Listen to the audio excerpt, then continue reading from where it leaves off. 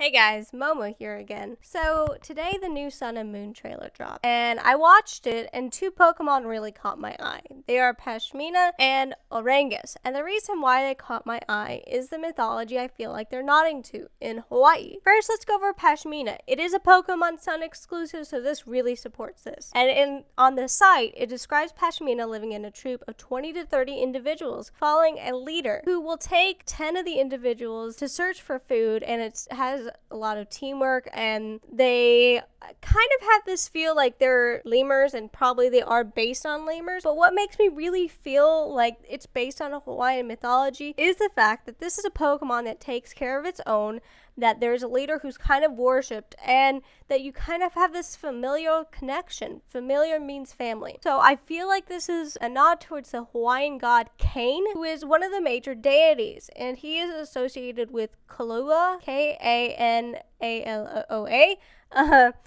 My pronunciation skills of Hawaiian is not very good all the time. But Kane himself is known as the creator, the giver of life, and associated with dawn, sun, and the sky. He is one of the Hawaiian gods who is actually not given human sacrifices or rituals of labor. He is worshipped by ancestors, like the leader of a tribe. They would worship him because he represents who Kane is. And I think this is a really cool nod, with Pashmina being this lemur type Pokemon who takes care of his own. And I really do kind of like the receiver ability, and it is categorized as the teamwork Pokemon, which I really do like. And it's really tall. Holy smokes, it's 6'7". I'm 4'11". I'd be looking up at that thing. Now the second one, of course, is Orangus. Now Orangus is my height, 4'11" in the house, and it's categorized as the sage Pokemon. And what I find really cool about Orangus is it's a Pokemon Moon exclusive, and it kind of nods to another Hawaiian myth. But Orangus lives in solitary and deep forest,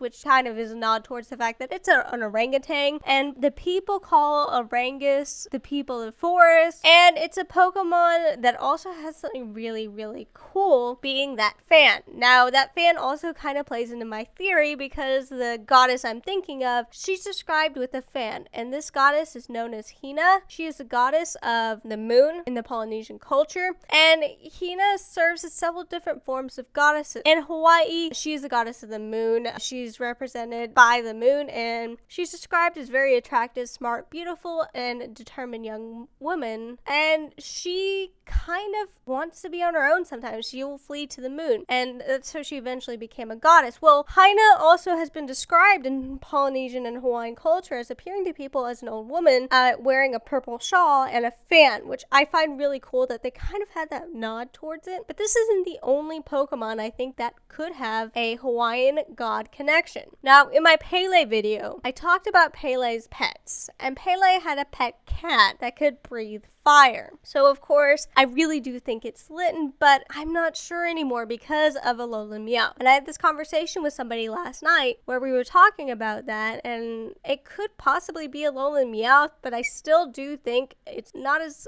good a possibility as Litten being that nod. And I'm not saying that Litten is not an alchemy Pokemon, but I do think they kind of also did a nod towards all the Hawaiian gods and goddesses. Because think about it this way. The king of the sharks, who is Pele's brother, whose name I cannot pronounce, the sharks eat seals, and the seals are a sacred animal to the Hawaiian gods and goddesses, because this is the source of food for one of the gods, and that's pretty cool. And of course you have Pele and her cat, and I don't know if there is one with an owl.